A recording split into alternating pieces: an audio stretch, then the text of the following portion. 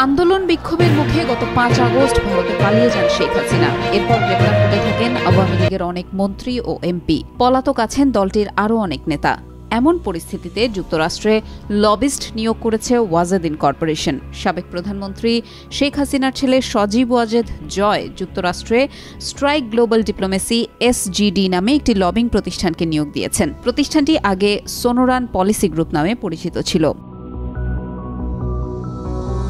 Washington ডিসিতে অবস্থিত এই প্রতিষ্ঠানটি জয়কে যুক্তরাষ্ট্রের মার্কিন নীতি নির্ধারকদের সঙ্গে সম্পর্ক তৈরি করতে সহায়তা করবে।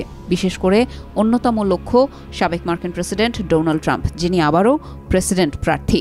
সুইডেন ভিত্তিক বাংলা সংবাদ মাধ্যম নেত্র নিউজের একটি প্রতিবেদনে বলা হয়েছে, জয় SDGর সঙ্গে ৬ মাসের চুক্তি করেছেন। চুক্তির অংশ হিসেবে তিনি তাদের অগ্রিম $2 লাখ অর্থাৎ প্রায় $2.5 কোটি টাকা দিয়েছেন।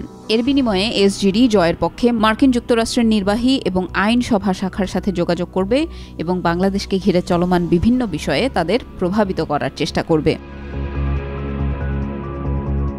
বাংলাদেশের নানা ইস্যুতে যুক্তরাষ্ট্রের লবিস্ট নিয়োগের আলোচনায় প্রায়ই সরগরম হয় এদেশের রাজনৈতিক মাঠ।